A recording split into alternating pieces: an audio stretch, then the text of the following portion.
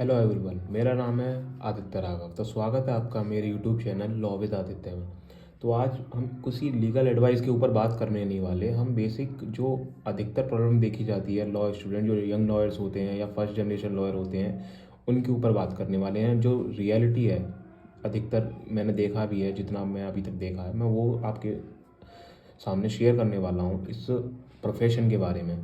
तो बेसिकली मैं आपको सबसे पहले ये चीज़ बताता हूँ, जब एक लॉ स्टूडेंट लॉ में एडमिशन लेता है या तो वो 5 साल का कोर्स होता है जो B A L L B, B com L L B, B B L L B, जिसमें ग्रेजुएशन भी कंप्लीट रहती है उसमें, और या फिर एक बच्चा जो ग्रेजुएशन करके उसके बाद लॉ में एडमिशन लेता है जिसके लिए वो 6 साल का कोर्स हो जाता है। जब या तो वो 6 साल का या 5 साल का ग्रेजुएशन, उसके बाद वो लॉ डिग्री करता है, उसके बाद वो बार काउंसिल में एनरोलमेंट कराता है, उसके बाद किसी सीनियर के अंडर प्रैक्टिस करता है और विद इन 2 ईयर्स उसे AIB का एग्ज़ाम भी लगाना पड़ता है उस रजिस्ट्रेशन के बाद। तो इतना कुछ होने के बाद जब उसे सनद मिलती है, जब जाके वो एक अधिवक्ता एडवोकेट कहलाता है। इतना कुछ होने के बाद फिर जब वो एडवोकेट बनता है उसके बाद भी उसे एक प्रॉब्लम फेस करनी पड़ती है जो कि बहुत ज़्यादा इम्पोर्टेंट है, फाइनेंशियल प्रॉब्लम, जिसमें उसको पैसा नहीं मिलता। जब लोग उससे कहते हैं कि भाई इतना कुछ कर लिया तुमने, इतना पढ़ लिए, लॉ डिग्री भी कर ली, वकील बन गए, अब तुम कमाते क्या हो। बेसिक इंपॉर्टेंट क्वेश्चन होता है कि अब तुम कमाते क्या हो। तो बड़ा मुश्किल क्वेश्चन होता है ये।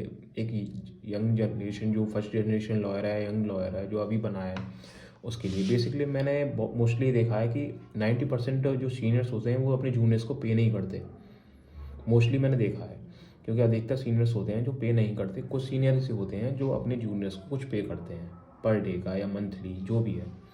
ये होता है बेसिक प्रॉब्लम। तो इसमें बेसिक प्रॉब्लम यही है कि अगर आपका मेन चीज़ इंपॉर्टेंट, सबसे मेन इंपॉर्टेंट रीज़न है नेटवर्क का, मतलब रिलेशन का। अगर आपके रिलेशन हैं, नेटवर्क है आपका, लोगों से तालमेल बैठ रहा है, आपने संबंध बना रखे हैं, तो वो आपके इस प्रोफेशन में बहुत इंपॉर्टेंट रोल निभाते हैं। ये बात रियल है, ये कहीं मतलब ये नहीं है कि कुछ नहीं है। इतना रिलेशन बहुत ज़रूरी है इस प्रोफेशन में। अगर आपके संबंध हैं, आपका नेटवर्क है, तो आपके पास काम आएगा, तो आपके पास पैसा आएगा।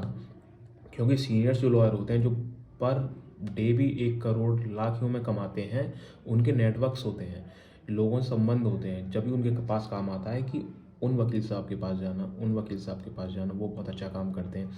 अधिकतर लोगों के पास क्या होता है कि मान लो कोई एडवोकेट है, उनके पास काम आया लैंड डिस्प्यूट का, उन्हें उस बारे में ज्ञान नहीं है। क्योंकि इस एक ये भी एक तरीका है फाइनेंशियल कुछ इनकम करने का, कमाने का। जैसे मेरे पास कोई बंदा आया, मेरे को मान लो ज्ञान नहीं है लैंड डिस्प्यूट्स के बारे में, तो कोई बंदा आया मेरे पर प्रॉपर डिस्प्यूट दिखा रहा है, वो डॉक्यूमेंट मेरे पास लेके आया कि ये काम है। अब मैं उससे डायरेक्ट मना कर दूँ तो वो बंदा मेरे से कट जाएगा एक तरह से। वो ज़रूरी नहीं है, लेकिन अगर वहीं मैंने उससे वो डॉक्यूमेंट लेके मैं उससे कह दूँ कि मैं आपके डॉक्यूमेंट वेरीफाई करके आपको बता दूंगा, कल बता दूंगा, तो इतना तो बेसिक सी प्रॉब्लम होती ही है कि इतना जब डॉक्यूमेंट्स हैं, इतने सारे कागज़ हैं, तो पढ़ने में थोड़ा टाइम लगता है। तो मैं वहीं किसी जो उस लाइन में जिसे उस बारे में सबसे ज़्यादा ज्ञान हो, मैं उस एडवोकेट के पास वो काम दूँ। और उसके बाद एक तरह से रेफरेंस हो जाता है, इसमें आपका कमीशन भी होता है एडवोकेट्स का। ये भी एक रीज़न होता है एक एडवोकेट कमाने का। लेकिन कमीशन एक वर्ड कहना गलत है, ये रेफरेंस है जिसमें आपको मिनिमम जो आपकी वजह से रेफरेंस से वहाँ काम गया उसका भी आपको पे जो एडवोकेट है वो करते हैं दूसरे, जिनकी वजह से आपने उनको काम दिया। और ज़रूरी नहीं है आपको एक ही सीनियर के अंदर सीखने को मिले कि हाँ अब मैं इस सीनियर के पास बैठा हूँ तो लास्ट तक इस सीनियर के पास काम करूँगा।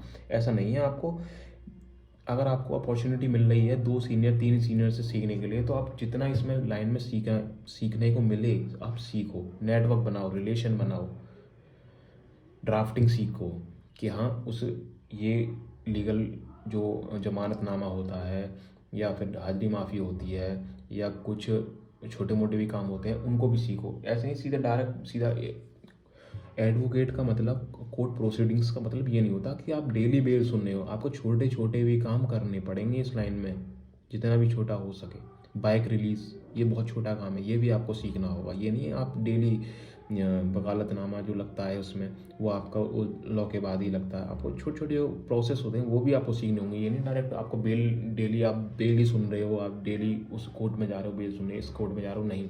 डेली कोर्ट प्रोसीडिंग में ये नहीं, आप डेली कोर्ट जा रहे हो। कुछ काम भी ऐसे होते हैं जो आपको अनदर लाइन बेस पर भी करने पड़ते हैं। तो ये एडवोकेट लाइफ होती है।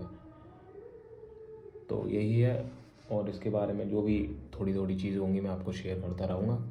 अगर आपको मेरी वीडियो पसंद आए तो आप इस चैनल को सब्सक्राइब करें, और जो भी आपकी एक बेसिक प्रॉब्लम हो या कुछ भी हो आपको मेरे शेयर करना चाहते हो तो आप मेरे साथ शेयर करें अपना एक्सपीरियंस, अगर आप एक लॉ स्टूडेंट हो या आप एक एडवोकेट बनने वाले हो।